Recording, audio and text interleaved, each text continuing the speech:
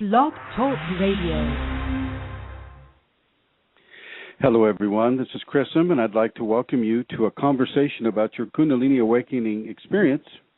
In this conversation, I'd like to discuss with you the effects of various light-bearing plants or plants that are of a psychotropic or psychedelic nature and their relationship to the Kundalini. It's often called the short path. However, in the beginning, I would like to say thank you to Amelia Santara and her family for sponsoring this program and co-hosting the program. So a big shout of gratitude to Amelia Santara and her family in the Kingdom of Kerry in the country of Ireland. So thank you, Amelia. And Amelia, if you have any announcements you would like to make. Hello, everybody. Hi, Chrism. Yes, well, I suppose the first thing I'd like to do is to invite every listener to come to Dublin on Friday, the 18th of October, to meet with Chrism and with other Kundalini people who will be coming to a seminar that we're organising there. But seriously, if you do live in Europe or in the United Kingdom, it's a very short journey to come to Dublin. I think it's from London, it's less than an hour and a half.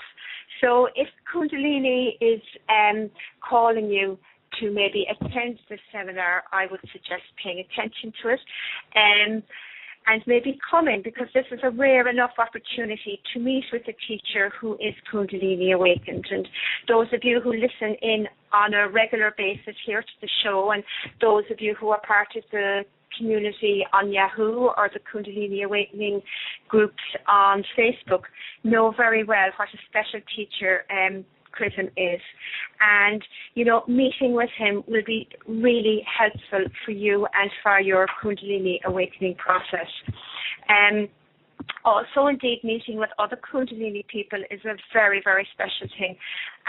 It's very rare to know other Kundalini people, so again, this is a great opportunity.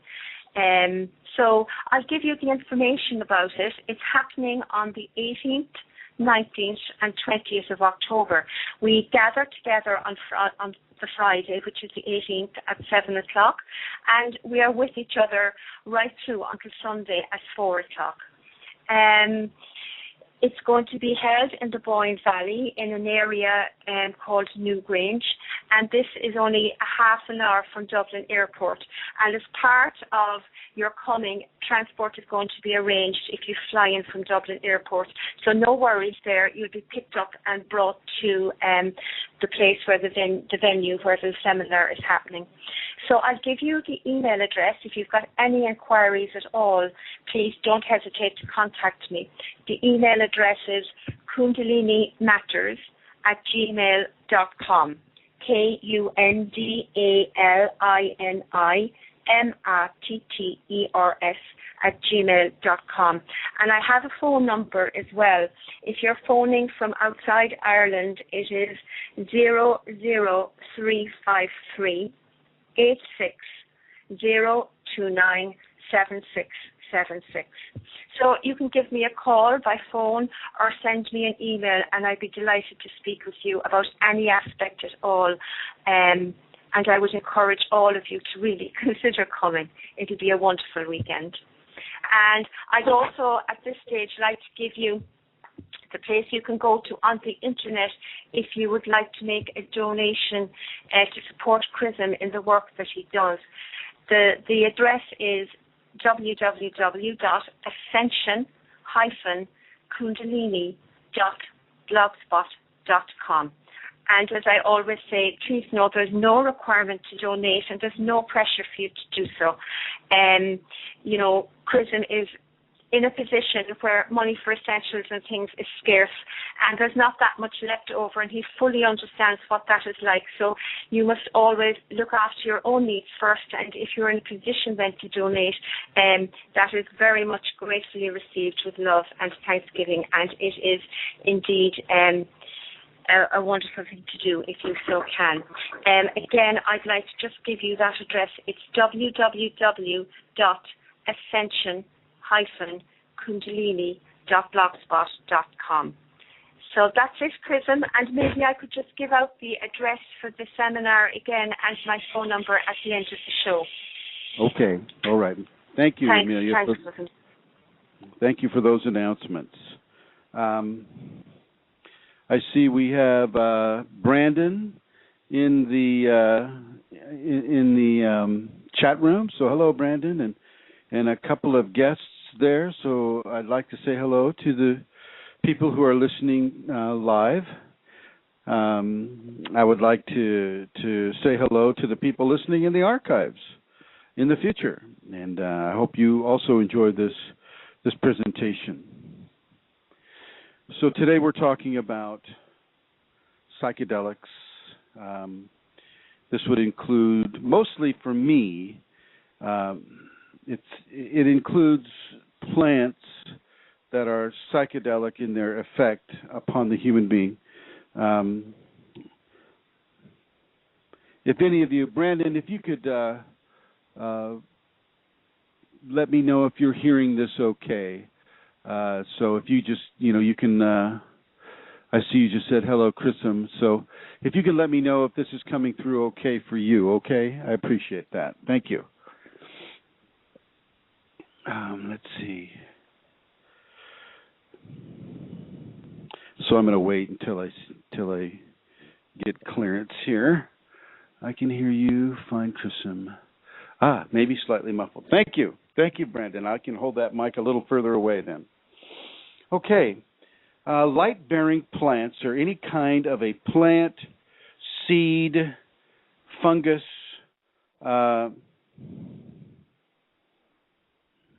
plant, seed, or fungus that gives a person hallucinatory experiences, experiences that would more properly be associated with psychic phenomena or spiritual phenomena. Okay. And a quick hello to Fashji, one of my private students. Hello, Fashji. I have taken ayahuasca, and I've taken various components of what is considered to be the short path with regards to light-bearing plants. The one that I find to be the most conducive to Kundalini would be ayahuasca. The one that I would find to be most detrimental to Kundalini would be psilocybin or magic mushrooms. Not through any, problem with the plant itself or the fungus itself.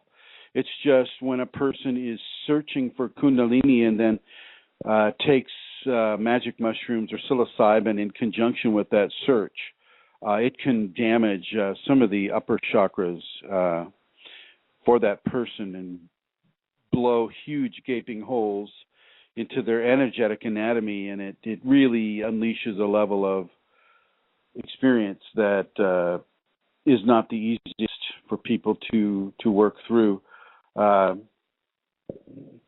So, with the psilocybin, I would be very, very, very careful, as well as any of the other plant helpers. These are extreme nature spirits, and they have an effect on a person that that can be really, really good sometimes, or really, really detrimental at other times. And so, I would like you to keep that in mind and allow yourself caution when you ingest any kind of a psychotropic or psychedelic light-bearing plant. So the first one I would like to really talk about is ayahuasca. I mentioned this in the last program we had last week, and ayahuasca is part of the Liliana vine, a plant species that grows in South America and some of the other tropical countries. Ayahuasca, in the Amazon basin, there's approximately 17 species of ayahuasca. You have black ayahuasca, white ayahuasca, yellow ayahuasca, red ayahuasca. The black ayahuasca is typically a larger diameter in the vine that is used. It's an older vine.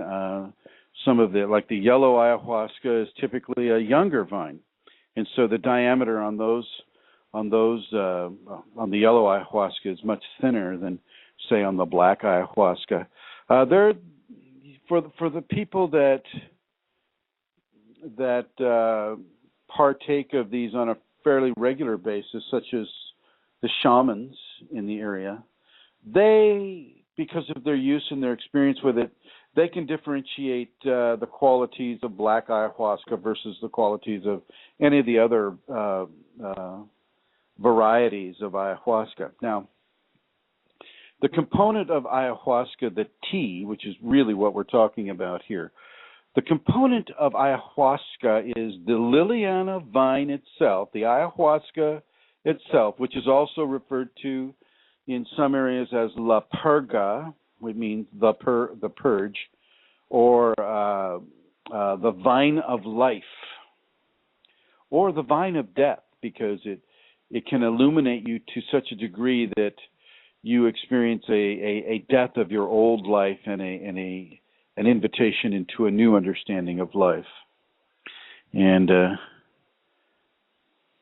yeah. So sometimes you'll see that I'm pausing here. It's because I'm trying to work with the technology. Okay. Here in the studio, I have two computers that I have to monitor while I'm surrendering to my Kundalini, and it's speaking. So it can get a little disjointed at times. I apologize. Okay. So one half of ayahuasca is the Liliana vine. Okay. And as I mentioned before, there are 17 different species of that.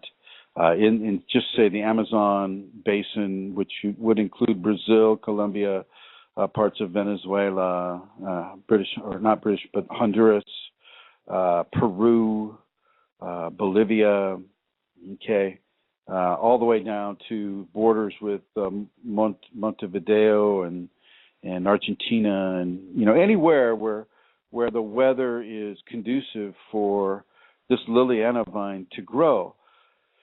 The ayahuasca is mixed with a DMT-containing plant, which is typically, there are many different mixture plants that the shamans in the Amazon basin will use, but one of the main ones is called chacruna. And I used to know the Latin name for that, but I don't at the moment. It's called chacruna, CHACRUNA, chacruna. And chacruna has dimethyltryptamine within its properties, and the ayahuasca has the MAO inhibitor, which allows passage from the digestive tract and into the through the blood-brain barrier. So these two plants work synergistically to bring to a person an experience of a psychedelic nature for the person, experimenting with ayahuasca. Ayahuasca is known to be a teacher, a very, very powerful plant teacher, and by the to understand the teachings of ayahuasca is to really begin to take a trip into your own karma, into your own current life disposition and assumptions and fears and the issues that we need to work through as we continue our path of refinement into the Kundalini. As the ayahuasca experience begins to unfold for the person, many, many, many different options of expression are available within the synergistic experience with the ayahuasca and the human. The ayahuasca will pretty much kind of take control of many portions of the human consciousness in order to communicate what it wants to communicate to a person. There is definitely a spiritual expression that comes from the ayahuasca. Definitely a spiritual expression, and many times people will see some of the Kundalini phenomena exposing itself to them, even though most of those people won't realize it's Kundalini phenomena because they think they're just taking a drug and A plus B equals C. Take the drug, wait a few minutes, and you start feeling the drug. They won't recognize it as Kundalini symptomology, and so they'll just go ahead and have the ride, have the fun. A lot of these people are taking ayahuasca as a way to clarify for themselves spiritual undertaking, spiritual convergence with perhaps their higher parts. Some of the people are going in for shamanic studies. Some of the people are there to be healed of addiction, healed of the many different qualities of addiction that perpetuate despondency in the United States, whether it's an eating addiction or a lack of eating addiction or a drinking alcohol addiction or taking hard drugs such as cocaine or crack or any of the really methamphetamine based recreational substances. The ayahuasca has the ability to literally vanquish those addictions. And it doesn't matter what addiction it is. It goes to the area of addiction in your brain. And from there, it begins to work on whatever addiction a person might have, whether it's, a sex addiction or an addiction to cigarettes. They're treated, in the same way by the ayahuasca, which is as a way of removing them from an expressive experience within the human system. I find ayahuasca within that context to be a very, very, very helpful plant helper, a very, very effective light-bearing plant, and definitely one to consider if you're having difficulties in overcoming specific areas of addiction. There is actually a hospital down there in Peru, in the northern section of Peru, Tarapoto. That's Terra space Poto. In Tarapoto, Peru, there's literally a hospital, a multi-story hospital that is run by people that are using ayahuasca as a medical intervention into healing and into the balancing of a person from an addiction. So, this is starting to catch on, although, there's a lot of money tied up in addiction. And so, of course, in the United States, what do? Well, we make ayahuasca a Class D scheduled drug, make it illegal to have or to use as a plant medicine in the United States. And so people do it illegally here in the States, or they go to a country that supports its use, such as, some of the indigenous areas in the Amazon basin. Now, where I went to experience ayahuasca was in Peru. I took a couple of students, and we went to a place in Peru called Pucallpa. That would be Pucalpa, Pucallpa, Peru, and that is right on the shore of the Ucayali River, one of the major tributaries to the Amazon, which, boy, when you see that river, it's absolutely huge, and it has a ripping flow to it. It flows fast, very fast, and the only way you can really navigate it is by boat, and most of the navigation is done by banana boats. So you get on your banana boat, or you make a deal with that boat driver, and they'll agree to drop you off down the river a few ways, so to the various villages that exist along the river. And the village that I went to is called New Britannia, which is kind of an odd name for an Indian village along the Ucayali, the New Britannia. But okay, whatever.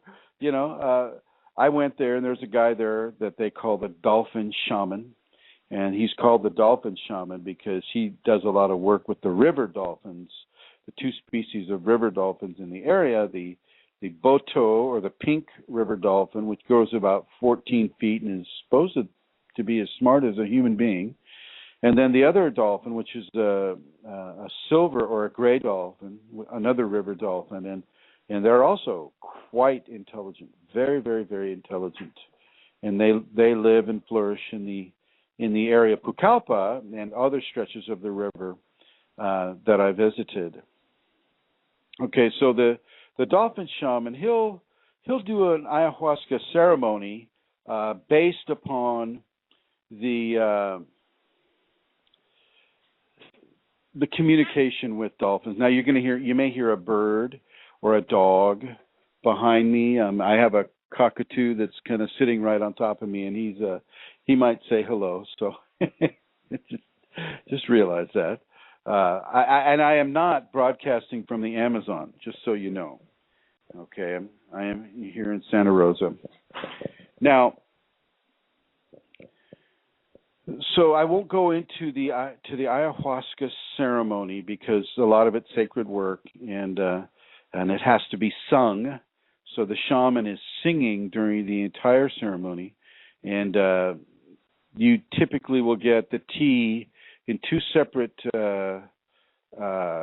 instances during the ceremony, and it's always an option. You can take a small ounce of the tea, and then if you want, if you feel like you need more of an experience, well, then once again you can take the other ounce, and that is about all you're going to get. Okay, and then you don't fall asleep, and you really can't, because the ayahuasca will kind of take hold of you, and you may feel the need to vomit or to purge yourself, and this is normal. This is why ayahuasca is called la purga, the purge in English. And basically what is occurring is the toxicities of toxic emotions, toxic thoughts, even toxic material that's actually in your system needs to come up and out. And as it comes up and out, your system is purified, and as the purification takes place, well, the light-bearing plant is infusing more and more and more light into a person's energetic anatomy, and this begins to become the dominant source of sensory reception within the person. And depending on how long you have to purge, will determine how long it is before you begin to get very, very strong, enjoyable aspects from the experience. I have to say, the big caveat here is everybody is different. Everybody is different, and so, I'm certainly not going to say that it's this way for everybody. Just like Kundalini, people come to this with different karma. Well, with the ayahuasca, people come to this with their own individual, unique issues and attributes that will get fed into the ayahuasca, and the ayahuasca will determine a level of teaching that person will experience. Now, there's an anthropologist out there, I think his name is Jeremy Narby, or Narby, and I'm not quite sure on his first name, but I am sure on his last name. And he went down to the Amazon, and he tried, the ayahuasca, and he had some very interesting experiences with it that are somewhat common. I mean, some of his experiences, seeing the giant bejeweled anacondas, the talking serpents, and having the serpents come up to you and say something like, "You don't know as much as you think you know. Here, why don't you consider being more forgiving, or why don't you consider trusting your own spiritual evolution in a better way, or why don't you do this, or why don't you get rid of that in your life? I mean, they really begin to dissect your life in a way that begins to show the consciousness of the person a way into greater appreciation of the life that they currently live. So yeah, it's a very powerful experience, and I do for Kundalini. This can activate your Kundalini if you have a kind of like a signature in your energetic anatomy that allows for you to be activated through a light-bearing plant. Well, the ayahuasca can do that. There's various writers from Greg Braden to other writers in the New Age written material who write about the ayahuasca and the different effects that the person can have with the ayahuasca. When I took the ayahuasca, I had a bowl there to, in case I had to purge, and I felt the need to purge, and I tried to push myself to purge, but there was nothing for me to purge. I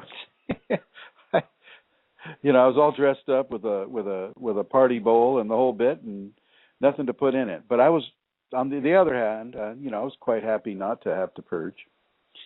And immediately I am like in a high orbit of the earth, and I see a giant serpent circling the earth, and holding it in its it's like the earth is an egg, and the snake is wrapped around the earth, holding it together, holding it in place for people to have the level of spiritual evolution that they're having on this planet as we speak.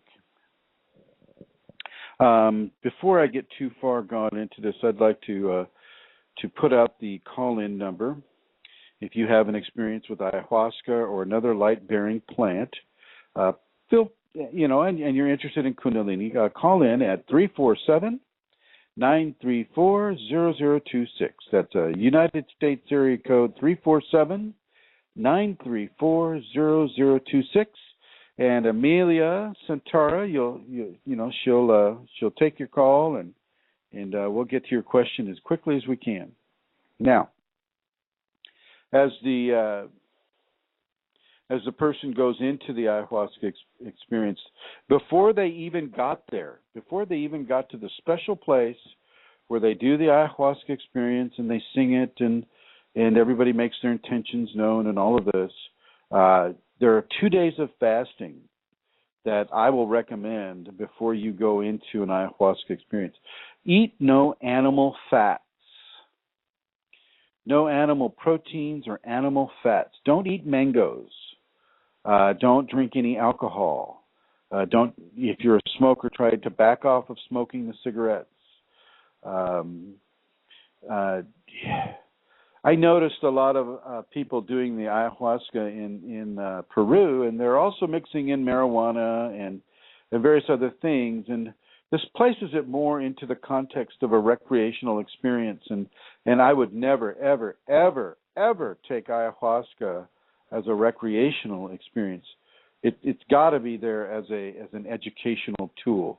It is not there to use and abuse as so many of us will do with regards to the short path. We don't want to have to put a lot of work into the short path. Now, some of you have also awakened with the use of LSD, there are fewer people that have had a positive experience within an awakening context with the LSD than there are those who've had a positive experience with it.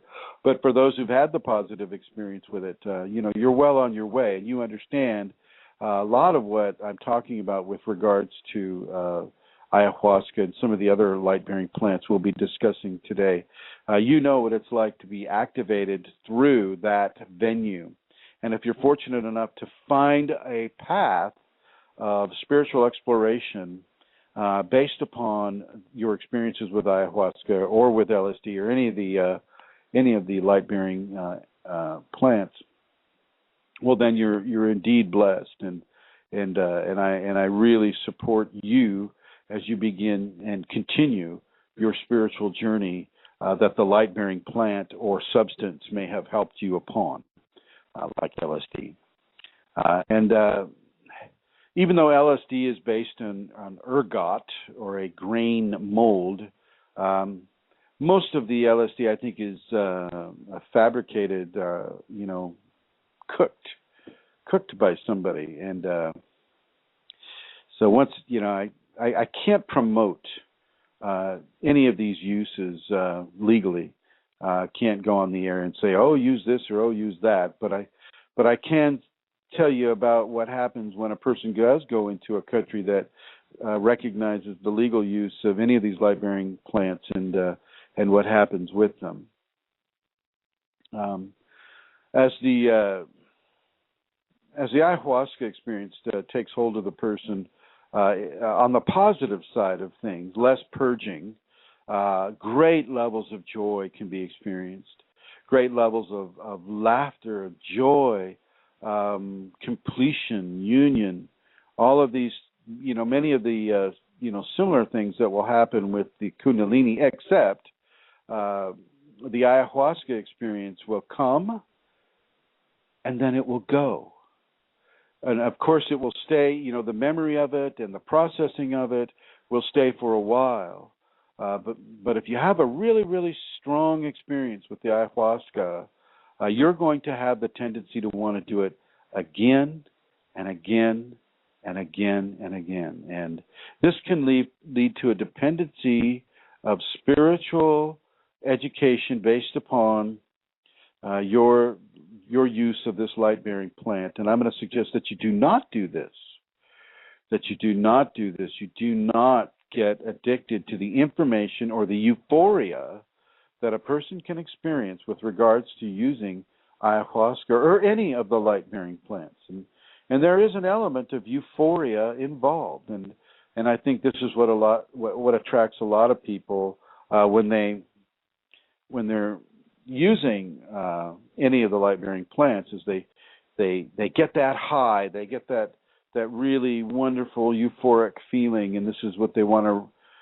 continuously experience because it's maybe it's a little bit better than their non light-bearing plant reality. So as a person takes the ayahuasca begins to control that person's experience. Visions are seen, noises are heard, animal noises. Sometimes a person will see a jaguar, or sometimes a person will see an anaconda, or any of the animal plants and the animal archetypes that work for the person that is experiencing this will be brought for that person. Now, you have to remember that I am looking at this from a Kundalini context. I'm not so much looking at this from the angle of a person just wanting to go down and try ayahuasca. Ayahuasca can activate the Kundalini. Ayahuasca can help a person who is already Kundalini active, and it can help them discover certain areas within their behaviors and expressions that can be adjusted that will allow a greater flow and a greater understanding of the Kundalini to be given into the person. Ayahuasca opens the doors to experiences that are not based purely in the physical. You'll hear the music that the shaman is singing. If you have a good shaman, which I do, he will sing and he will apply certain individual movements for people. If one person is having a hard time with the purge, well then, a certain administration of attention will be given to that person. Another person is whooping and hollering and having a great time. Well, that person was just kind of like left alone and allowed to express the way that the ayahuasca wants to express through them. The ayahuasca takes hold of a person much in the same way that the Kundalini takes hold of a person. You get choices of how the expression is going to occur for you. You basically agree to take the tea, and once you take the tea, for the next 12 hours, you're pretty much under the control of the tea. This is crucial because typically you'll want to take ayahuasca 3 separate times. It's not a one-time thing. You don't get all this with just a one-time event. With typical Western-oriented societies, the people collect a lot of negativity in their expression and a lot of negativity in what happens to them. And they come down to Peru, or they come into an ayahuasca ceremony and they take the ayahuasca, and they have to spend some time purging through those things. Even if you take the fast and you do the fast and everything is going well, if you have a lot of life experience where not a lot of forgiveness has been shown, or it's been, it hasn't been a focus of the individual, well, that individual will take some time to purge through the various challenges that are being brought up for them. And so a 3-time scenario is really kind of the best.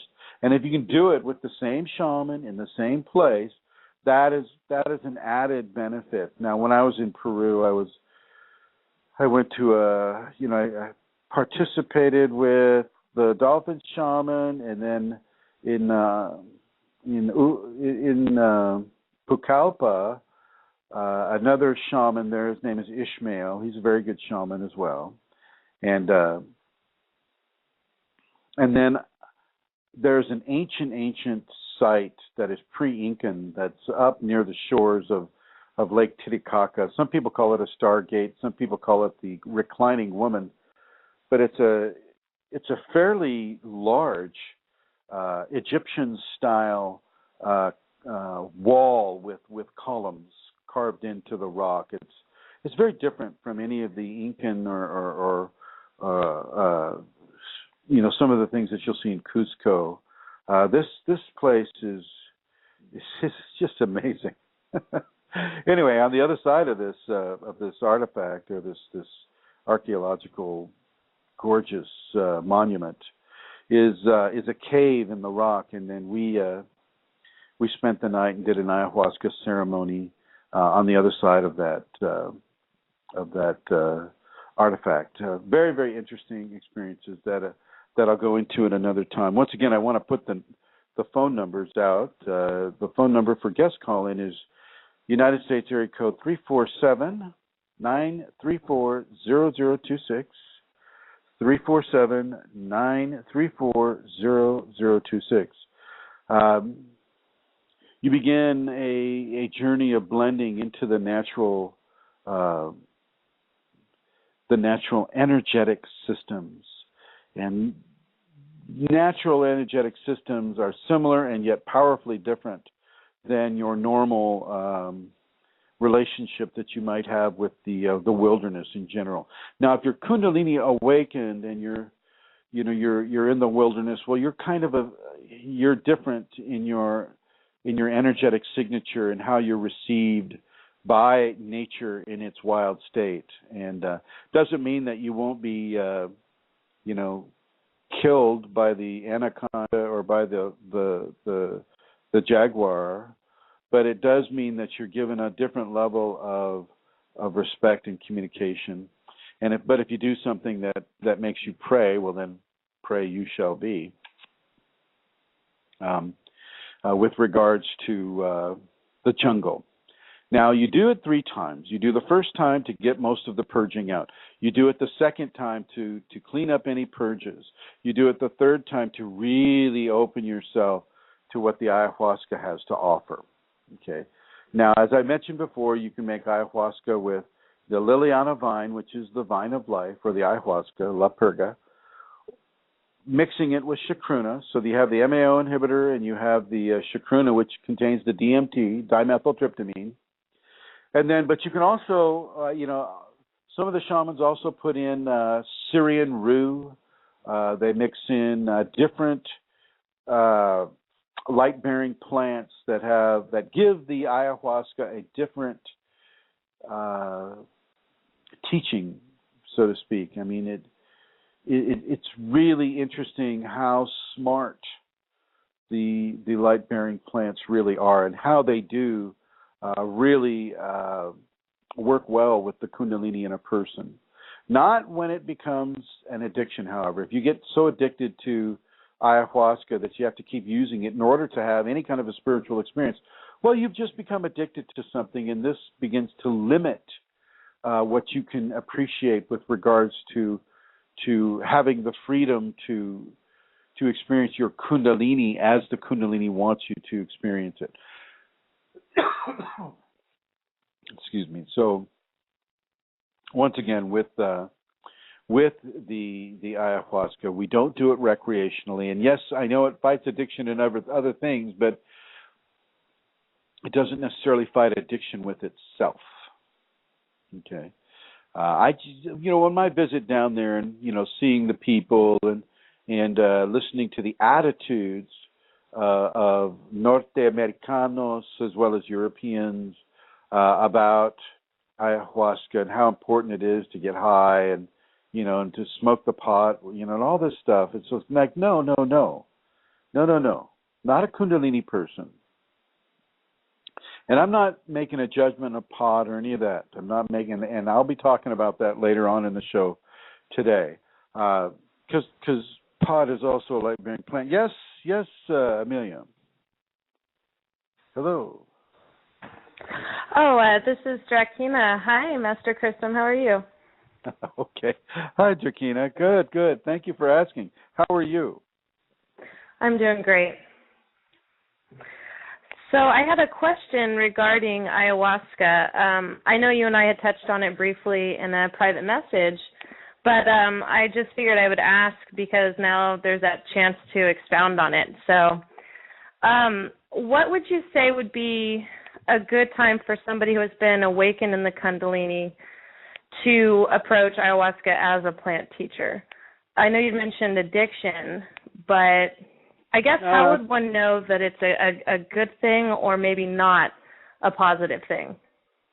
Well, okay, so depending on how you're relating currently with your experience, just a second here. I guess Centaura is on. Okay, good. Okay, so typically you would go into this before you have a Kundalini awakening. And this would help you into the awakening. And frankly, I'll be honest with you, it's custom when it comes to the individual person. So Drakina would require an individual assessment that the ayahuasca and her Kundalini would make as she is taking the ayahuasca. So an individual assessment of her needs and what education she needs to experience with regards to that would be instantly given. It does not take a lot of time. I would think nanoseconds, okay, a billionth of a second, okay. It's very, very fast. It does not adhere to any of the timelines that we require in order to make an advanced diagnosis of a person, with whatever. So it can be positive for the person coming into the Kundalini. For the person that already has the Kundalini, such as yourself, Drakina, your current level right now is positive for ayahuasca teachings. Where you are right now can help you to not give your energy or your attentions to areas of life that are not beneficial to you or your Kundalini awakening experience. So the ayahuasca would basically take you aside, and we'll just say, one of the bejeweled anacondas comes up to Drakina and says, congratulations with the Kundalini, but here's where you need to do some work. Right. So you got to listen to the snake. The mouth won't move, but you'll hear the words in your head. So it's a telepathic commitment. So where you are right now, and I'm gonna, if with your permission, Drakina, I would like to mention about how long you've been activated. Okay, is that all right? Sure. Drakina has been activated for about 2 weeks now. Is that correct, or 3 weeks? 2 weeks, yeah, a little over, just about 2 weeks. Yeah, a little over 2 weeks. You know, she had, you know, the big experience on one of those Mondays 2 weeks ago, and you know, she's been basically blooming inside the Kundalini ever since then. And she personally, I think she's doing quite well. But you know, the ayahuasca may say, "Well, Chrism, you know, you're not looking deep enough into her scenario. Here, let's look at this karma here. Let's look at what she's done in this life right now, and let's look at, you know, the kind of relationship she's in, and let's look what at the relationship with her family, and has she finished the karma with her family? Does she finish karma that she needs in order to be able to claim a greater expression of Kundalini?" And the ayahuasca will just get right into your stuff and begin to present to you options that allow you to flow in a better way with the Kundalini expression you have right now. I say for you right now because Drakina, you're quite new to this. You're the equivalent of an infant, newborn infant. But I mean, you know, a newborn infant that's come into this world to have Kundalini. So, you know, on the one hand, you know, there's no accident that you're having it the way you're having it right now. And on the other hand, you're at an early enough stage of it that if you wanted to do an ayahuasca ceremony, that it would be quite beneficial for you. Did I lose her? I don't see her anywhere. Amelia Santara, hello. I guess, let's see.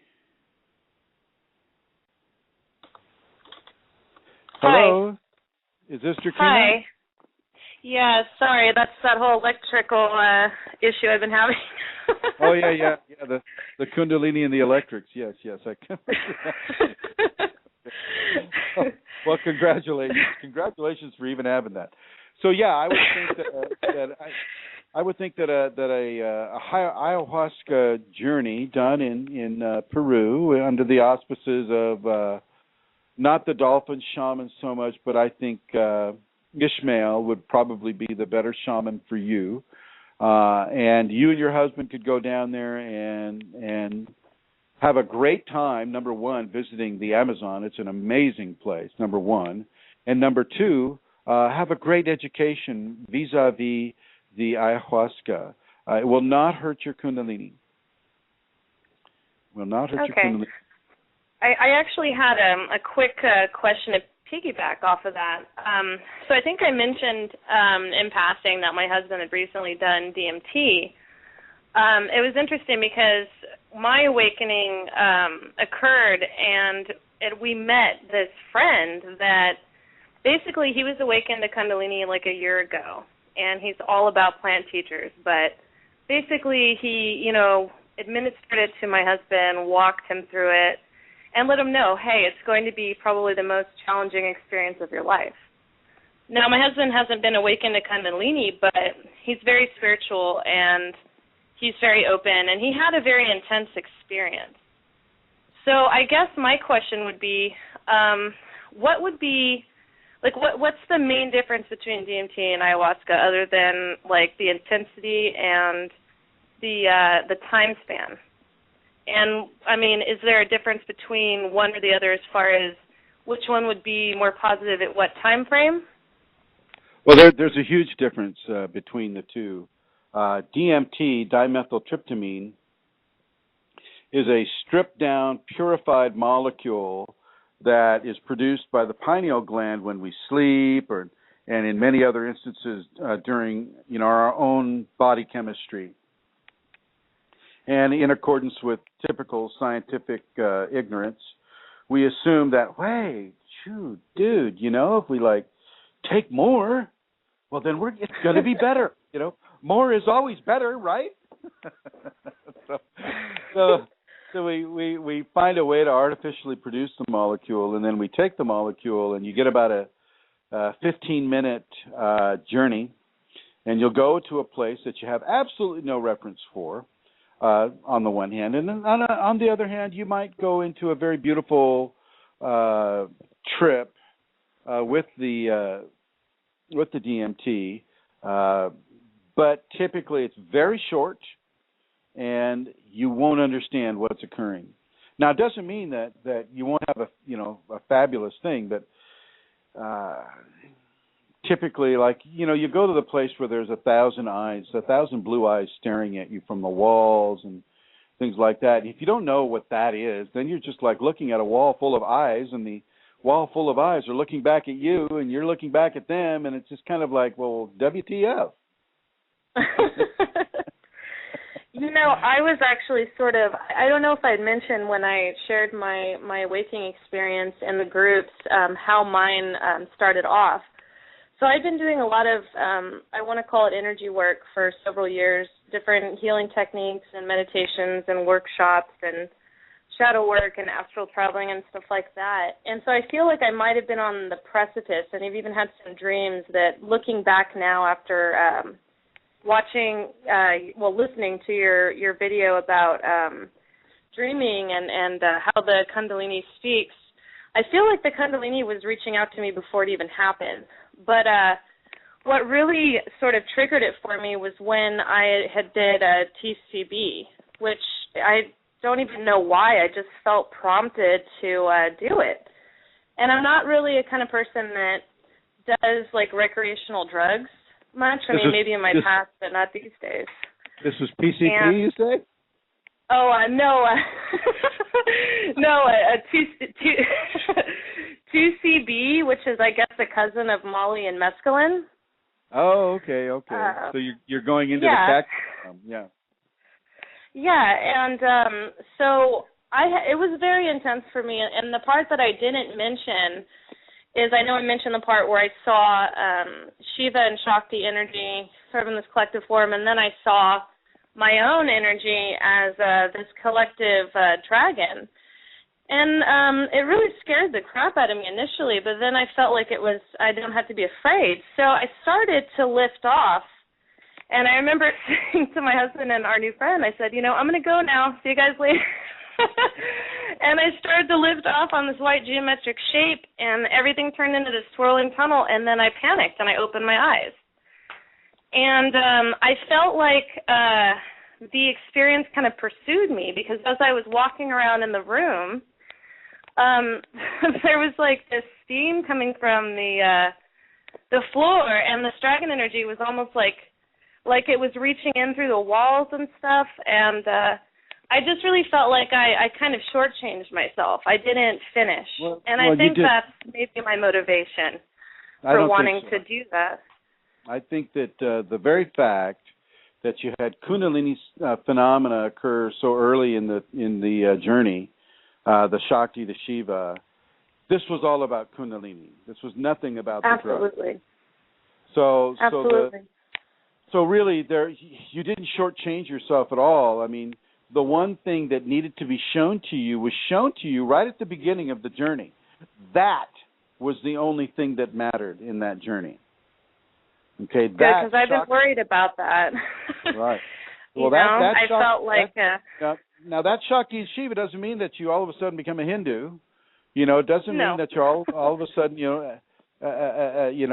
getting into any of the Indus Peninsula shamanic or religious, beautiful religions, by the way, beautiful spiritual belief systems in the Indus Peninsula. Everything from shamanism to Hinduism to all the different schools of thought in India, which are far too many for me to mention. But I honor those that are positive.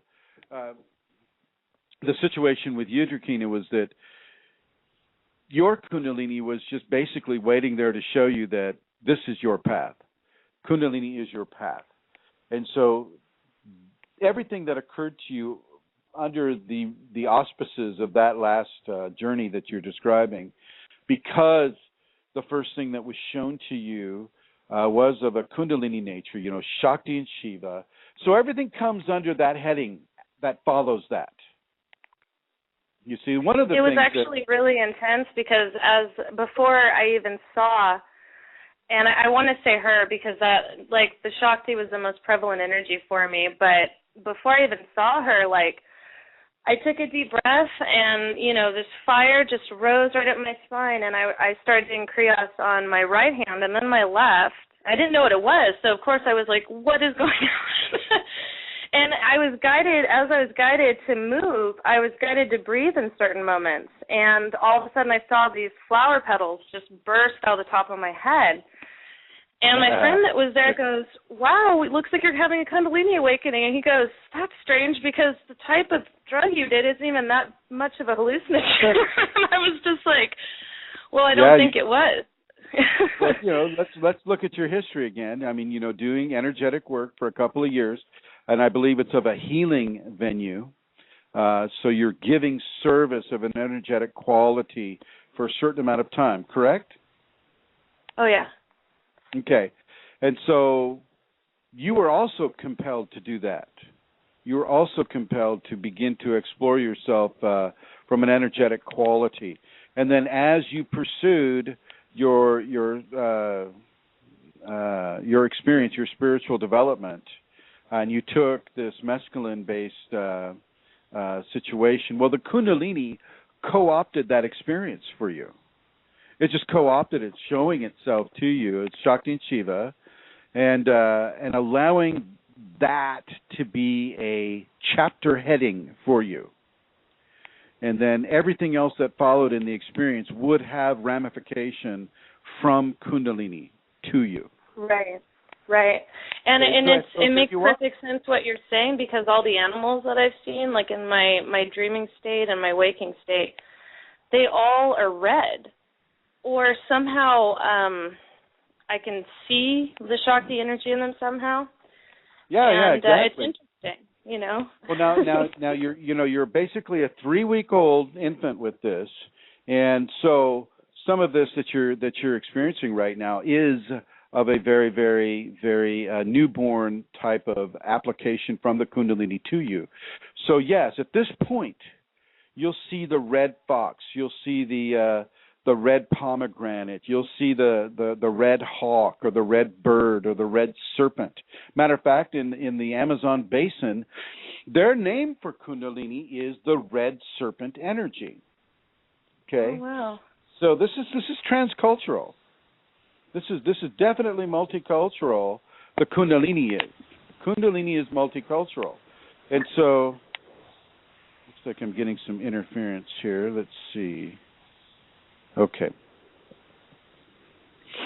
So as your Kundalini awakening commences, you'll find less and less of a dream expression of showing you the red. Once the Kundalini is fairly confident about your understanding of what is occurring, you'll start moving into areas that are more challenging. Well, I try to be careful about how often I put challenging in there. It can be challenging for sure, but more areas of a more refining type basis. So yeah, if you have a grudge or some level of forgiveness that needs to be given that hasn't been given, well then you're going to be stimulated into giving that forgiveness. Basically, Kundalini begins to determine your behavioral response to given stimuli. Okay, you'll be given a very irritating boss or a stranger, or you're put in a situation where you have to deal with irritating people in order to help you with your forgiveness, help you with your tolerance, help you with your patience, help you with your compassion, help you, with your ability to see through another person's problem and not let those problems become your problems. That type of a scenario. Not take it personal. Right, not take that energy into yourself. And so it's, It's interesting you're saying this because I've had, besides the fact that the Kundalini for me so far has been more active at night, and I don't know if it's because I can't resist, at least not as much. But I'll have visions when I wake up to use the restroom, or like the other night I saw my husband floating on the ceiling, which was interesting, and all these things. Whereas before Kundalini, I would see impressions, but it was more like an impression. It's like I'm seeing it with my physical eyes, which is completely new for me. And it's a real thing. But listen to yourself. Listen to yourself describe this. Listen to yourself and listen to the lack of fear that is in your voice. This isn't something that's terrified you to the point where you feel like you need to self-commit into a psych ward, right? No, because I've been seeing crazy stuff my whole life, so this is just kind of it's like I'm seeing it in my five senses versus, even though it's not, I'm obviously seeing it in my six senses, but it's as though I'm experiencing it in everyday life, so it's kind of like the next stage for me.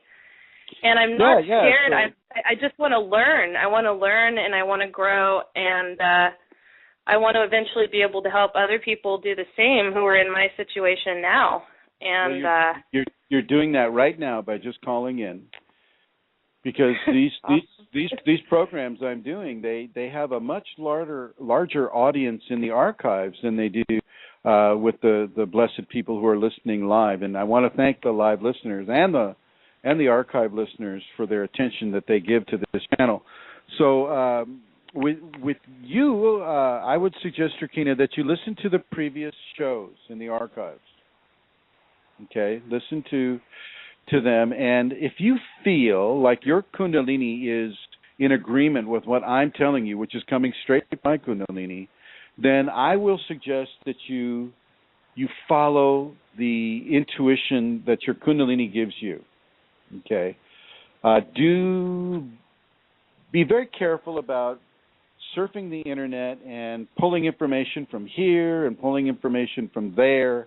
Look to where your Kundalini has guided you to receive information, and then stick to that source until the Kundalini moves you. Oh, that's really good advice, because I'm I'm always everywhere. So this is actually, I think, one of the lessons I'm learning right now is to hone in and really concentrate on the subtle guidance.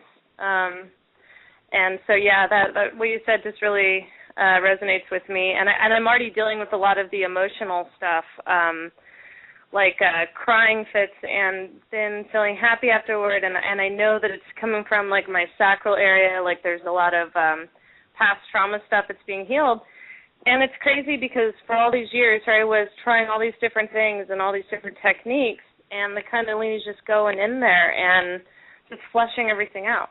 It's just absolutely, it's amazing, and it's just, it blows my mind. It's all these years, and it's like I knew nothing. I still don't know anything. Well, it's just crazy. You in a very real way, you have earned this experience. This experience doesn't just happen accidentally.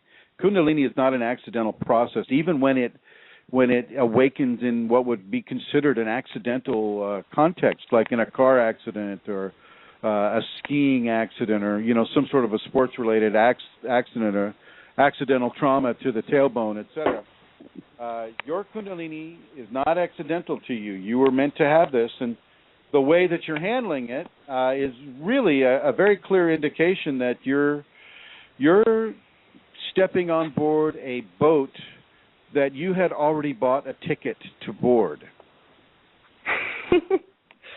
Makes sense. Yeah. It really does.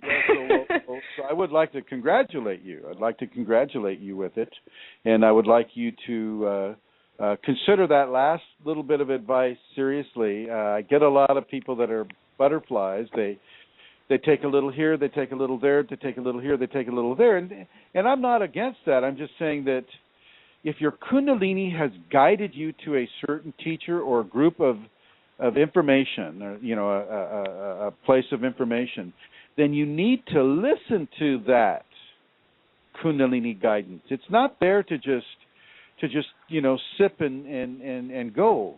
It's there for you to really, really delve into. So, this isn't just for you, Drakina. This is for everybody.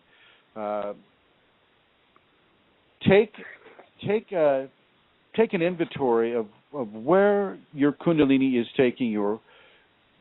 Look at what it is you do just because you feel pulled to, or your interest level is perked up by this certain thing, and all of a sudden you start reading the information or you hear it, and that information starts to make a whole lot of sense to you.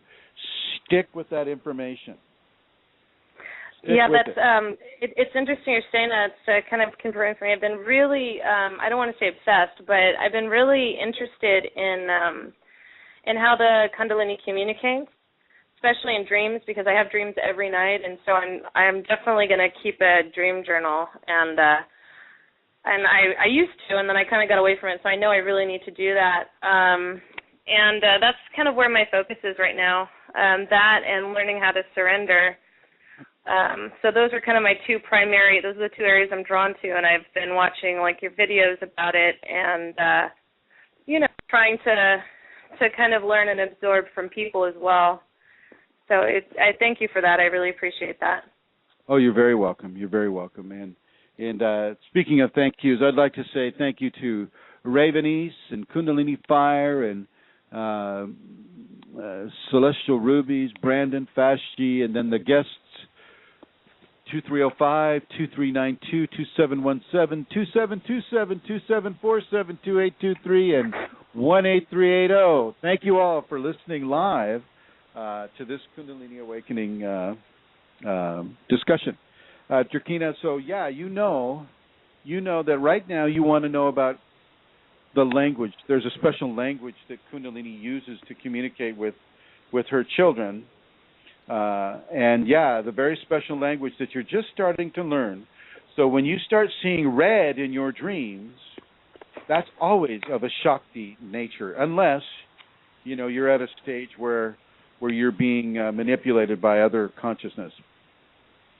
Typically red will be the sacred feminine, and typically blue, a kind of a dark cobalt blue, will be the sacred male. Okay. Looks like Santara, are you online here? Looks like you're listening here. Yes, I am, cousin.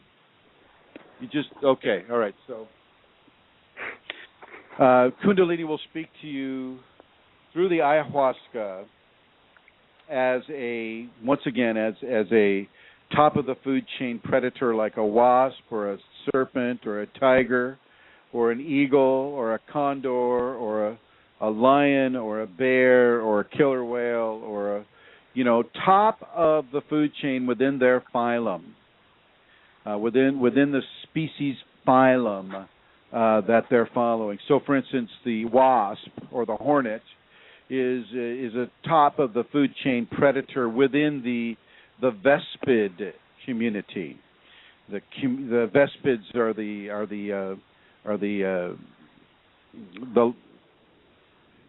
name of the wasp family, so to speak. And you have the paper wasp, and you have the black wasp, and the hornets, and all that. These are all Kundalini creatures, and if you communicate them within a Kundalini context, communicate with them, they will not harm you. They will land on you, and they will not harm you. Okay, so a person in Drakina's special situation, she can begin to really benefit from speaking and learning the Kundalini language now, so soon in her process. That will keep her from becoming disjointed and confused as some of the refinement process continues. As she mentioned, it may be more challenging later on, and it will be. I mean, I'm sure it's normal. After 3 weeks, you're fairly new into this, and the very fact that you kind of had it started through a mescaline, I think, is interesting. I think that has a very profound level of meaning for you. As a matter of fact, I would, if I were you, Drakina, I would start taking care of a cactus that mescaline is derivative of, or at least in honor of the source genetics for the medicine that you took.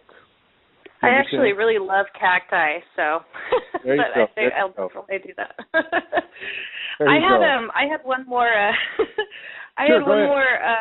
Quick question, actually. So, and basically, at night, a lot of times, I'll be woken up in these strange positions, and at one point, and I don't know if it was my physical body resisting to what was happening, but at one point it almost felt like my jaw was going to be dislocated. It wasn't, obviously. And then I'll have like these feelings like somebody's doing surgery on my head, and it kind of feels like a tickling, so I'm learning to just surrender to that and not be afraid. So well, there's all these little sensations. Well, you might get the little welding that'll go inside your inner ear, near your tympanic membrane. You may begin to have what's the word I'm looking for? You'll have like air imbalances inside the head. So one side of your head will feel like it's stuffed up. The other side of the head will feel clear, and then it'll migrate throughout the brain area. I mean, I've had that already. It almost feels like allergies. Right, exactly. and you can, you'll also have the cranial migrations, the cranial plate migrations, and all these different phenomena are kind of like waiting for you to occur, and they will occur for you if your karma suggests that they need to. If your karma doesn't suggest that you need to have it, then you won't have it. It's not part of the process for you. So should I not be taking allergy meds? Because I did have a feeling it happened like literally almost right after my awakening, and I didn't really connect the dots until just now. Well, maybe I should be taking.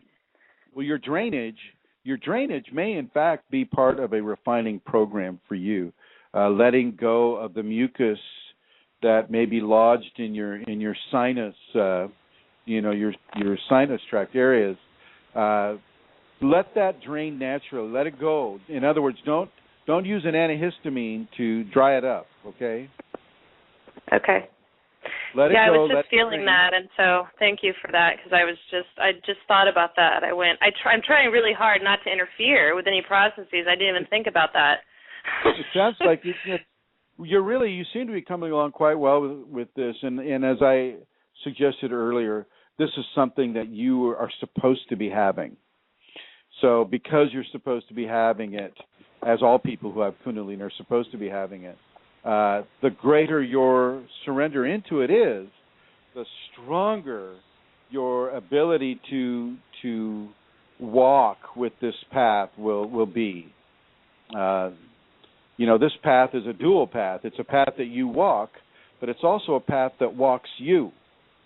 And so as it is walking you right now, because you're so young inside of it, later on, as you learn the language and you learn the lessons that the Kundalini wants to give to you, your greater expansion into the heavenly fields will occur.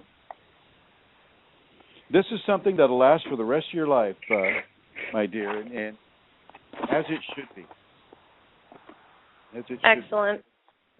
Thank you so much. I don't want to take up any more of your time. I really feel like I've received the wisdom that I need right now, and I really appreciate that. Some of the stuff I didn't even think of, and other things are confirmation. And I just thank you as always for your wisdom from the Kundalini.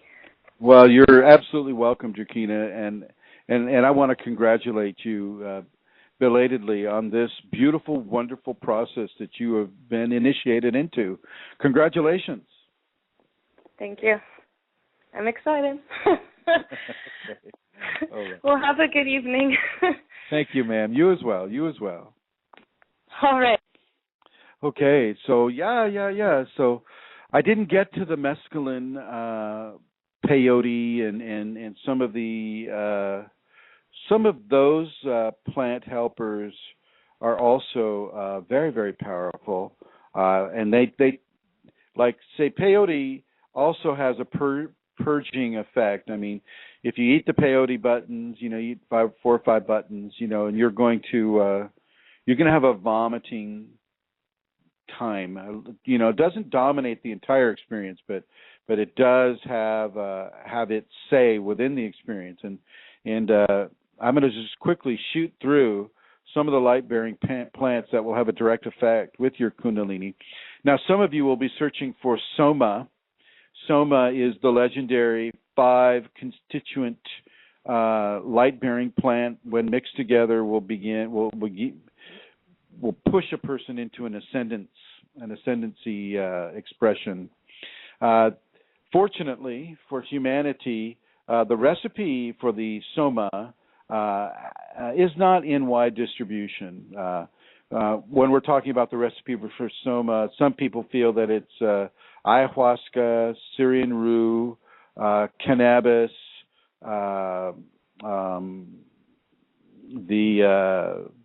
the poppy plant, and one other constituent that I can't think of at the top of my head. And then you take these in various amounts at the same time, which I don't recommend. And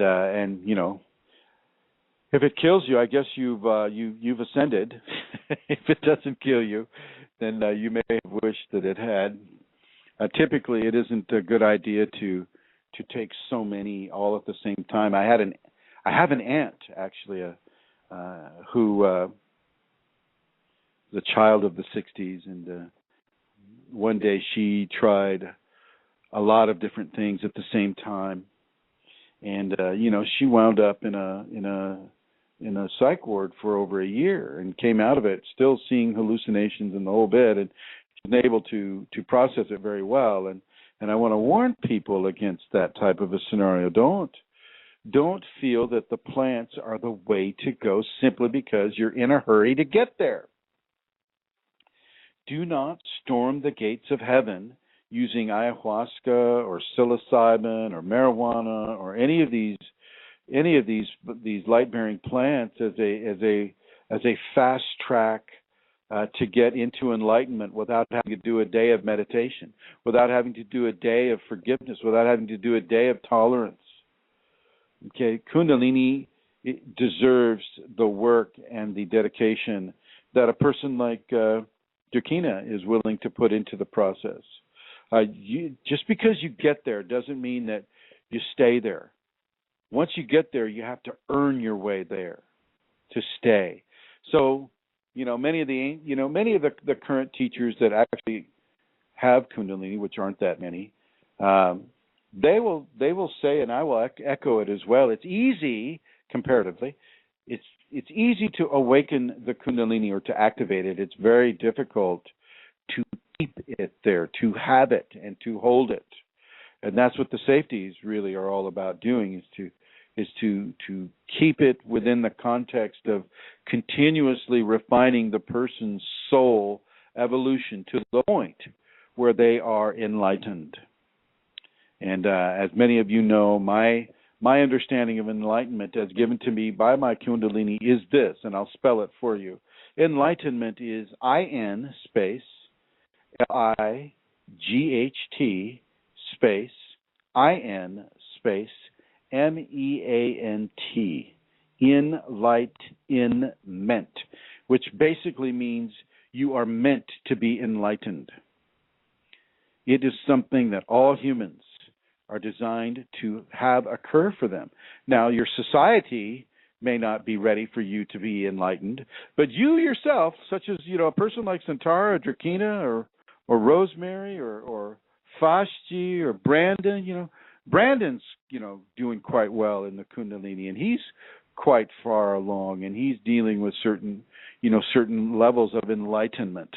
So I want to say that because you take a plant helper and it pushes you into the availability of having Kundalini doesn't mean that you don't have to do any work. You still have to do your spiritual practice.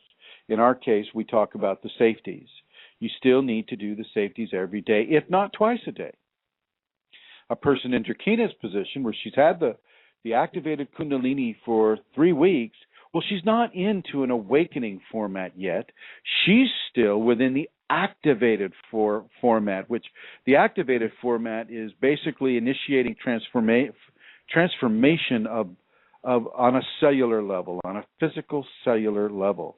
And so she's moving through the activation stage towards an awakening stage.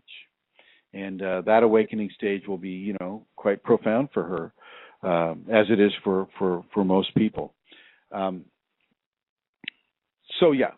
So getting back to the ayahuasca, in my experience with it, not only with ingesting it myself, but also having, going down to Peru and having an ayahuasca ceremony in 3 different places with 2 different shamans, it's pretty safe for the Kundalini. It's not going to hurt the Kundalini one bit. If you got a lot of heaving to do, well, get your diaphragm ready, because that's what controls the heaving is your diaphragm. So get that ready. Do the fasting if you're going to do it. No animal products, basically juice fast, no mango, as I can recall this, yeah. And then, of course, no alcohol, no drugs, no caffeine, no stimulants of those natures. Anything that would get in the way of the ayahuasca. But let's move it from ayahuasca. Syrian rue is another plant, and Syrian rue is sometimes used as an admixture with the ayahuasca. If you go to the Erowid Vault, EROWID Vault, VAULT, you'll see all the different entheogens. Entheogen is the word for light-bearing plant. You'll see all the different light-bearing plants that people like to experiment with. I won't recommend that you experiment with anything. I won't recommend it. Only if your Kundalini chooses for you to do this will I recommend it. And those are for those of you that are active right now, that are awakening in this process right now. You may not need to have ayahuasca. Okay, you're already in the process. Kundalini's working for you. It's changing you right now. Okay, but if you desire a level of clarity, a level of more information of a spiritual nature that perhaps your ego blockages at this point aren't allowing you to have, well then, yeah, have the ayahuasca experience, have the marijuana experience, have the LSD experience. Don't do the psilocybin thing. I will not at all recommend psilocybin. Not because I have a problem with magic mushrooms. I don't. I take them. Okay. They're great. They have a very, very pronounced effect. But if you're searching for God or anything of a Kundalini nature, which I wasn't when I took it, I was not in any way interested in that type of thing. Don't do it with the search for spiritual enlightenment, because it can really rock your. It comes on so strong that it can damage the 6th and the 7th chakras. And they'll heal. Don't get me wrong. Chakras aren't like once you damage them, they're not forever damaged. But sometimes it takes a really, really long time for this healing to take place. And in the meantime, you're being virtually driven crazy with psychic phenomena that you don't agree with, that you never wanted to have. That it can be very, very damaging to a person's life. Within the professional context, if you've taken psilocybin will crush blue. Okay, don't. I try to keep people away from the plants, but especially the mushrooms. There's only one form of amanita that is safe, and that's Amanita muscaria, or otherwise known as fly agaric. There is no known deaths occurring with that particular amanita. Every other amanita will kill you. Every other amanita will kill you. Amanita pantera and all of the different, death's angel, all the different amanitas, they will kill you. They will actually kill you. There's only 2 types that won't kill you, and they're basically the same thing, but they're a different color. Amanita muscaria is the red mushroom with the white spots that you see with all the elves in the Christmas pictures. You'll see these little red and white spotted mushrooms, and and they have a lot to do with enlightenment of pineal gland and things of that nature. So Amanita muscaria comes in red with white dots and gold with white dots, and you can't miss it. They're fairly big. They grow in symbiotic relationship with pine needles. So pine trees and Amanita muscaria go hand in hand, which also tends to have a projected point of understanding that the pineal gland and the Amanita also have a relationship. Now, if you take any book, or if you go online, or if you talk to any experienced mushroom gatherer, they'll always say, stay away from the Amanita muscaria. It's deadly. It'll kill you. But I'm saying that no, that one is not deadly. All the other ones are. So you have to be very, very, very careful when you're dealing with these mushrooms, because most of them are dangerous to you. Well, most of them within the Amanita family are deadly, deadly, deadly. That one, Amanita muscaria, Flaria agaric, is not. And they've never known. I mean, I suppose if you ate a ton of them or so, I mean, you'd probably have some problems with. But we're not talking about that so much. There are many things. Let's just go with marijuana in a Kundalini context. Marijuana is not going to hurt the Kundalini, but what it does is it develops a physical addiction, not a physical addiction, but a psychological, emotional addiction with regards to the person's behavior patterns. People who smoke a lot of marijuana have a pronounced lack of control over their emotional expression. So in some way, the THC, the tetrahydrocannabinol, if it's used to a point of abuse, then it will begin to eat away at the person's emotional control. And I don't want you to experience that. Other than that, we have our brain is set up to receive THC. We have receptor cells in our brain that are there just for THC reception and bonding. And so in our, throughout the evolution of the species, hunter and gathering, we during those hunting and gathering years, we depended quite a bit on the marijuana plant and the different species of hemp, and we developed in our brain, because of that interaction, we developed those receptor sites. So we have that in our chemistry already. The Kundalini isn't damaged by it, but sometimes it's helped because a person who is using the THC can sometimes reach into exalted states of love, a great level of love or bliss to the point where they're crying in bliss, and this can also happen with the THC. I will not recommend magic mushrooms or psilocybin. I don't have a problem with the peyote or any of those types of plants. The Saint Peter, I think that's what it's called, the cactus that they grow in Peru as well. And I absolutely have no problem with ayahuasca. LSD, yeah, bit of a problem with that because of its artificial construction. But I can't say anything conducive towards the use of that kind of a pharmaceutical fabrication. So I won't recommend it. But I know those who have had it, who have done it, some of them have been pushed into very, very strong levels of Kundalini, and I think that's great, and I support that.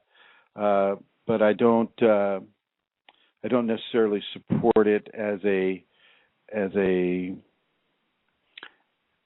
light-bearing plant, so to speak. So let's continue through this. Methamphetamine has absolutely no use in a Kundalini context. Absolutely none. It's just basically it's a toxin. that people are using because something is missing in their lives, and they they're using that as a way to replace whatever it is that's missing in their lives. So cocaine, same thing. Cocaine differentiated from the coca leaf. If you go down to Peru and say you want to go up to Cuzco, which is 10,000 feet in the Andes, you'll want to chew the coca leaf. It's the only way that flatlanders who are not used to 10,000 feet altitude can enjoy themselves in Cuzco. Otherwise, you'll find it hard to get out of bed, and your whole day is ruined because your body isn't used to the levels of oxygen there. When you chew the coca leaf, which is not like doing cocaine, you actually chew the leaf and you just kind of keep it in your mouth, and the nutrients keep coming into you. This resolves the altitude sickness that can occur in Cuzco, and all the hotels will have it in bowls out there. Here, chew the leaf, do this, do that. So just so you know about that, and if you are interested in using any of the shamans that I mentioned in this conversation, then just give me a private email at kfireforall@yahoo.com, and I'll do my best to answer your questions with regards to that. Also, I just wanted to say quickly, Drakina mentioned the videos, and the videos are on YouTube. There's 200 and something, 65, I think, 265 videos strictly on the Kundalini, and I will invite you to watch them. The YouTube ID is chrism.kundalini, and once you, as you know, if you've ever gone onto YouTube, once you get that down, you'll see all the other all the videos that are being shown there. Also, you can go to Kundalini Awakening Systems, the numeral 1.com. So Kundalini Awakening Systems 1.com, and you can receive the information in a reading format there. And then, of course, here at Blog Talk, you can listen to all these others. I think I've done, I don't know how many I've done, Santara. Maybe you can count them up, but we've done quite a few of these conversations. Not all of them are 2 hours, but many of them are 2 hours. And I suggest that you really begin to enlighten yourself. And here's the thing that I was saying with Drakina was, if the Kundalini has led you to a certain level of information in a certain system, and this includes the light-bearing plants, then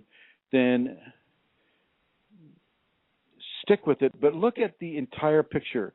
So, for instance, if the Kundalini is leading you to ayahuasca, and the only way you can get ayahuasca or to cook it up, because it takes a very special recipe to cook it up, then and it's in Peru, so you fly down to Peru, you have your 3 ayahuasca experiences, you fly back. You should not have any more contact in your homeland with the ayahuasca. Now, if you decide to stay in Peru for a while, well, that's fine, and then, of course, you can do the ayahuasca. But when you fly home, you have to remember that the Kundalini knows where you live. It knows what your geography is. It knows what's available to you from the society that you live in. It knows you. And so if it gives you the desire to go down to Peru and take the ayahuasca and then come back, well, when you come back, you're not to take it anymore. Okay? Look at the entire picture of what the Kundalini would know about you. It knows what kind of car you drive. It knows what color your underwear are. I mean, there's not too much about you that it doesn't know. There's nothing about you that it doesn't know. And so you need to take the instruction that it gives you in a serious fashion. So if if you're given the ability to fly down and to do the ayahuasca experience and then fly back up to Pennsylvania or wherever, then do that. But once you're up in Pennsylvania, you don't want to keep trying to do the ayahuasca. Okay, you're doing it, the 3 times was enough for you. One of the problems I have with students doing the ayahuasca is that they begin to depend on the ayahuasca for spiritual phenomena.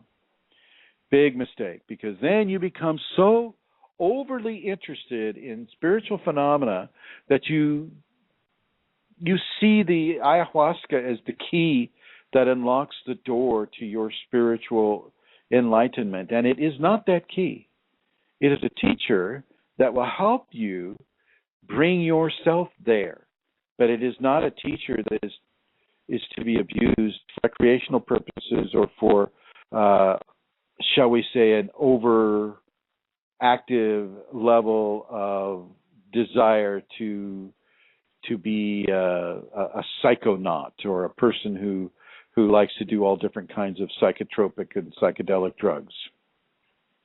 Okay, so just so you know that. Some of the other compounds, I wouldn't do any of the white powders, none of them, absolutely none of them. One of them, I wonder if I should even mention this. Well, okay. One's called Devil's Claw, and I will steer you away from that in the strongest suggestive words. It's also called Datura. It's also called Jimson weed. Now, you can, the human physiology can do that, but what you don't know is what the amount is appropriate for you. Many people die because they don't know what the amount is, and they're given this drug, and it just kills them, flat out kills them. Another person will have complete memory erasure. So all your memories will be erased, and you'll have to learn how to talk again. You'll have to learn how to write again. You'll have to learn how to communicate all over again as if you were a 2-year-old. I have seen this occur. I've seen this occur, and I'm not allowed, there's some things that you're not allowed to heal because the person needs to learn that way. And I've seen like a high school kid try to smoke Jimson weed, and then he just has his memory is wiped. He has to be reintroduced to his family. He has to be reintroduced to communication through words, through sounds, through vocalizations, through reading, writing. I mean, it just sets a person back, and it can destroy a life. So be very careful with Jimson weed or Devil's Claw or, that specific brand of plant. Not all of it is negative, but typically the way it's being used in our global society at this point, it is of a negative nature. I would like to encourage people to call in, 347-934-0026. Trying to think of some of the other drugs that are coming up. Maybe some of the folks in the chat room can suggest some of the drugs that they may have tried. Anybody in there willing to write something up there? Brandon, Celestial Rubies, Ravenice, Kundalini Fire, Fashti. Maybe some of you have had some psychonautical experiences in the light-bearing plant realm. There are various ways that a person can take some of the light-bearing plants. Certainly within the Amazon basin, there's if you've looked at a movie called The Green or The Emerald Forest. The Emerald Forest is a story about a white child that's abducted by a tribe of indigenous people of the Amazon Valley, and how they raise him and what they do. And one of the things that they do with him is to take him into the altered state by use of inhaling a mixture of light-bearing plants through the nasal mucosa. So it's blown into his nose and his sinus passages, and he becomes able to bilocate. Okay, it looks like we have some. I see. Okay. So yeah, let's see. Kundalini Fire, yes. All right.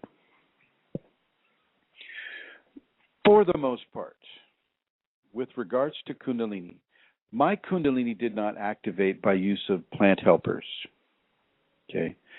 My Kundalini activated, first of all, because it was destined to activate. Hi, Santara. Hi, I'm putting Fashji on. He has a question for you, Kristen. Thank you. Okay, hello, Fashji. Master, how are you? Good, good. Thank you for calling in. Yes, I wanted to, it's not really a question as much, and I just want to make sure I turn this thing down here. Thank you. My experience happened or precipitated through the use of mescalito or peyote. And it was very similar. I fasted and then chewed up several of the buttons.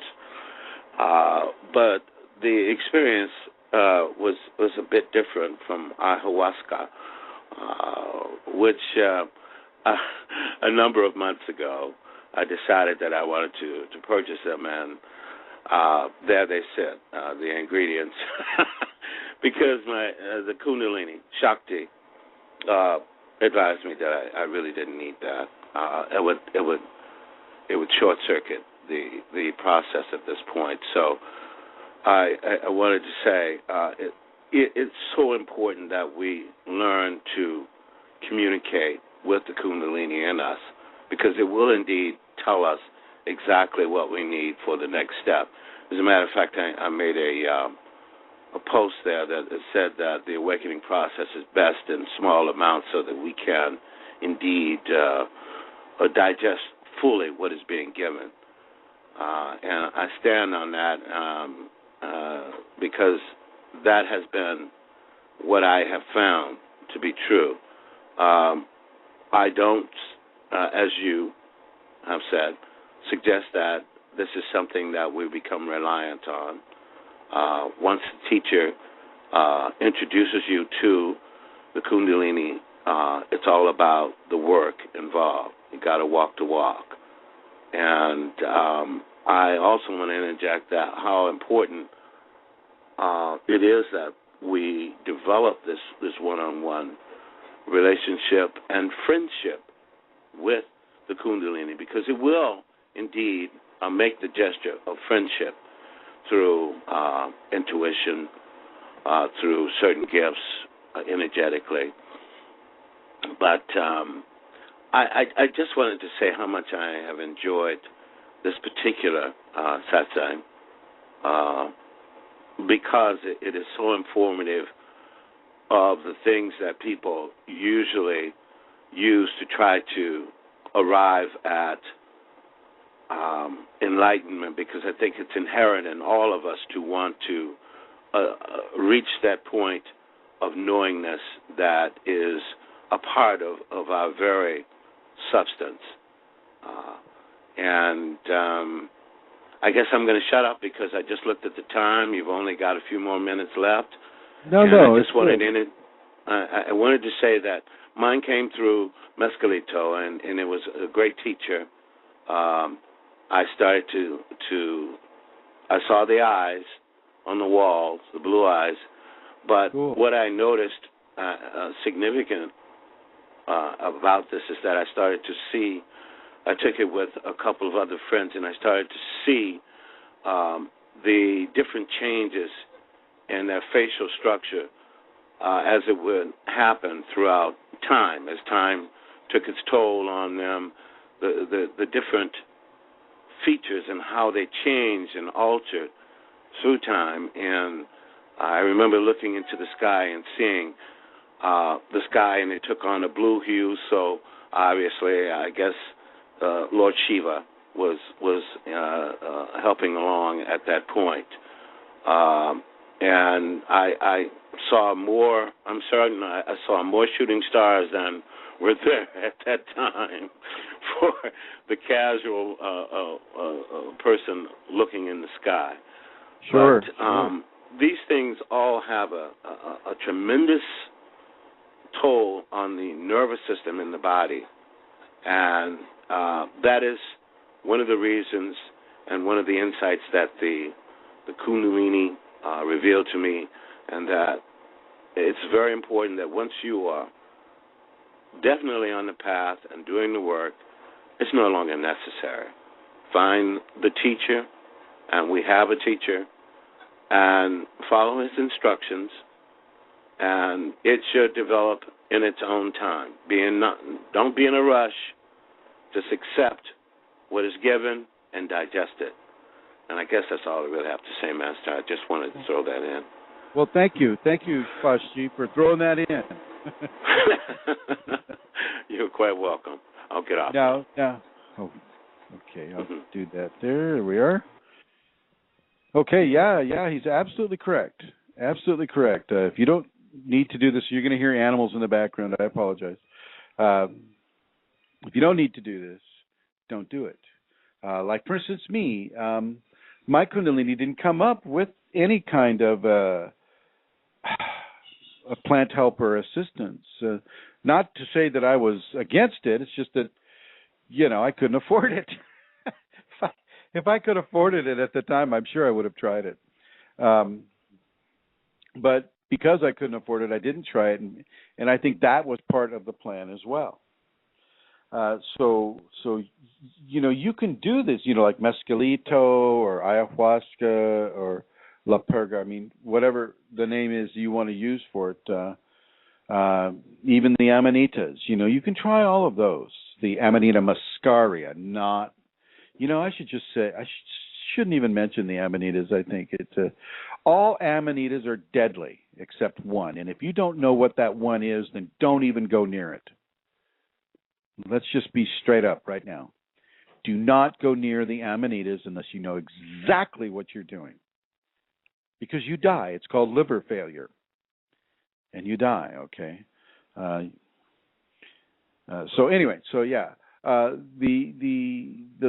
plant helpers, they're very good at giving you access to altered states that allow you to understand that you're more than a flesh being. Okay, that's great. And that kind of knowledge can also come to you through the out-of-body experience as well. You are not, you're just your physical body. You have an entire energetic anatomy as well. Okay? So use the entheogens or the plant helpers. Fine. Don't get addicted to them. They are not to be abused, because then they'll start abusing you. You have to realize that when you get into these dimensions of interactivity, it's a two-way street. It's not a one-way street anymore. When we're in our 5 sense zone here, like we are right now, the 5 sense zone meaning that it's pretty much on your own terms, and A plus B equals C, and if you choose to do this or you that, well, that's fine. But in the exalted states, where you can walk a path, but a path also will walk you, or you can see an entity, but once you see an entity, they can see you. Or as you take an entheogen, well, the entheogen also takes you. Let's talk about another light-bearing plant. It's called Salvia divinorum. Now, Salvia divinorum is a plant that you can take, and it will give you divinations, which is where you get the name Salvia divinorum, right?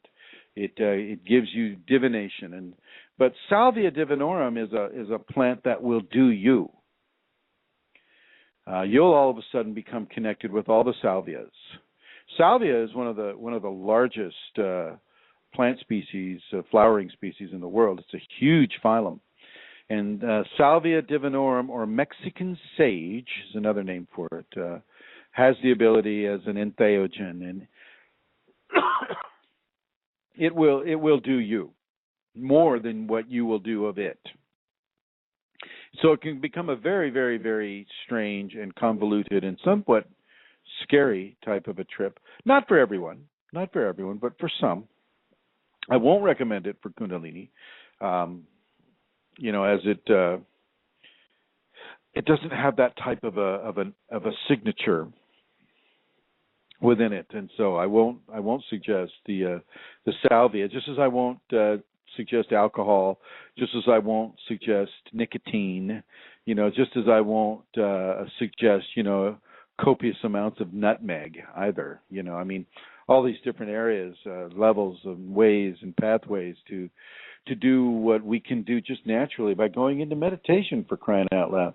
Maybe working towards astral projection so that you can go consciously, without euphoria, go consciously in your straight mind into these areas and begin to learn, begin to extrapolate the information, begin to surrender yourself to your inner divine. Kundalini is all about surrendering themselves, having the person surrender. I see. While the activity is occurring. So if there is anybody with a question, we have 9 minutes left. The number is 347-934-0026.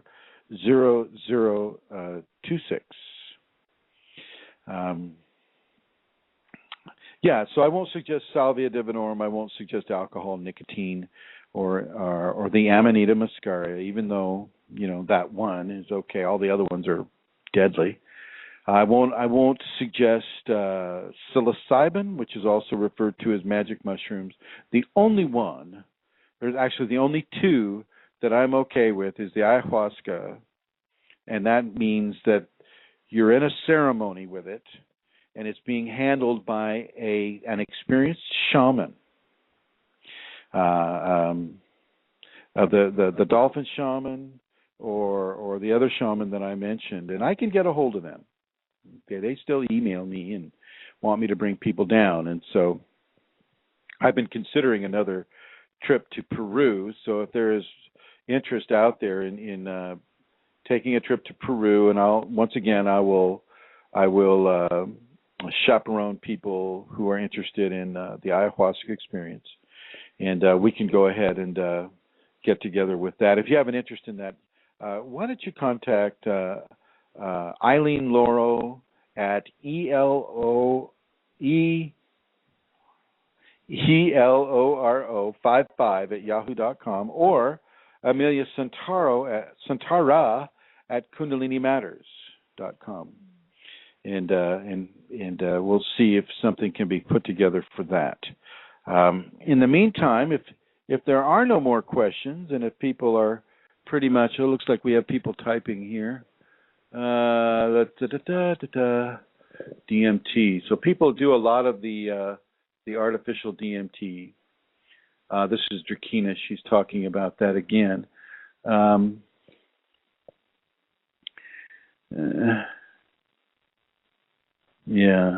I wouldn't necessarily suggest that any of these entheogens are a key to our divinity, but they're a window to it.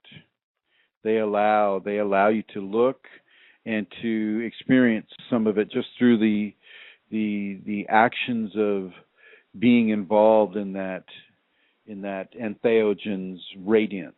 As you feel the light-bearing plant release that light into you, well then, you'll begin to feel what it's like. But Kundalini is the doorway into divinity. So if the ayahuasca awakens your Kundalini, well then yes, it has become a doorway into the Kundalini for you, and so therefore you can extrapolate from that a doorway into divinity. But for the most part, I will not recommend light-bearing plants as a vector into the Kundalini because it lacks discipline to a degree. I mean, the fasting, that has discipline to it.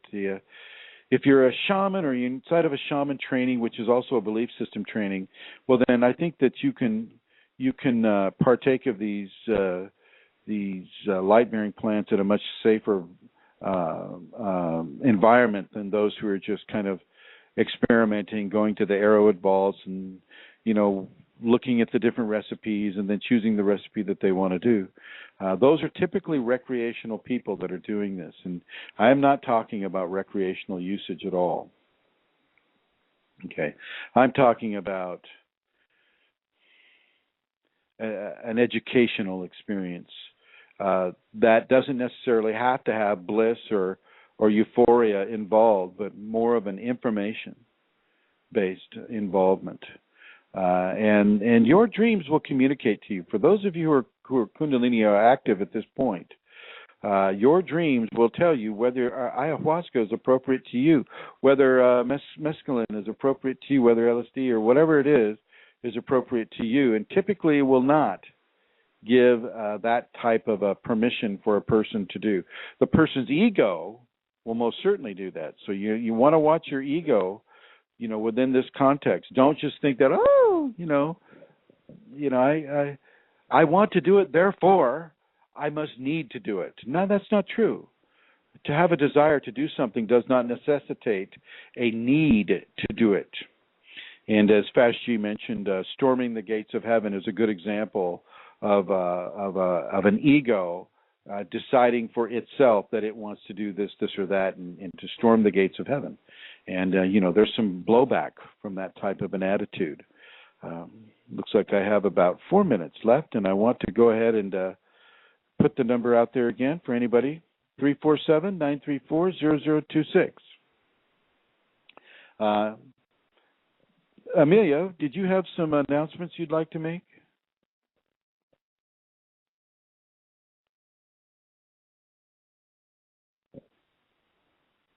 Could you say hear it again? Me? Now I can, yes. Go ahead. Okay. I'd like to give out the details of contact again if people have an interest in coming to Dublin on October the 18th, 19th and 20th for the Kundalini Awakening seminar that you will be giving. So my email address is kundalinimatters@gmail.com, and I also have a phone number which is 0035386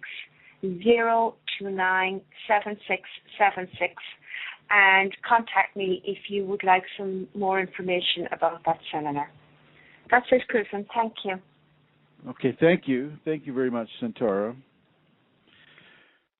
So, you might also inquire of Eileen Loro at ELORO55 @yahoo.com, but Amelia Santara at KundaliniMatters@gmail.com. With regards to the seminar, I would encourage everybody who can make it to the seminar to make it to the seminar. I have not found, I've looked hard for people that do what we do here, and I have not found it yet. I still search and I still hope, but nobody seems to be doing this, and I want all of you to take advantage of it. And I'm talking to you in the archives too. If you're listening to this at a later date, well, the information is still fresh and new for you, and so take this information, learn from it, apply it to your equation, your Kundalini equation, and don't depend on a drug or an entheogen or a plant helper or anything of an artificial or even an outside of your own inner divinity quality. Your Kundalini, through meditation, through prayer, through the practice of the safeties, through Shaktipat, can be activated in a way that will not blow your brains all over the ceiling.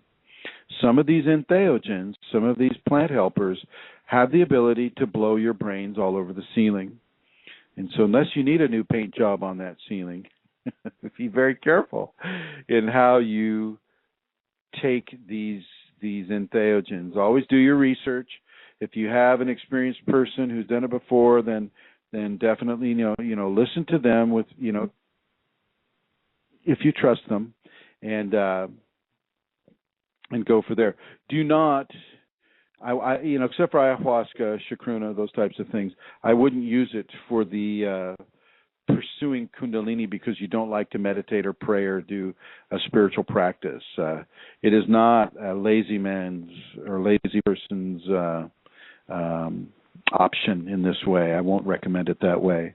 Anyway, looks like I'm running out of time here. I get the person telling me I've got 60 seconds left. I want to thank everybody who's listening to this in the archives. I want to thank everybody, Celestial Rubies, Brandon, Fashji, Kundalini Fire, which is also Drakina, And Raven East and guest 2392-2747-2823, and 18380. Thank you all for listening, and I will see you, or we'll do this again next week, same station, same time. Thank you.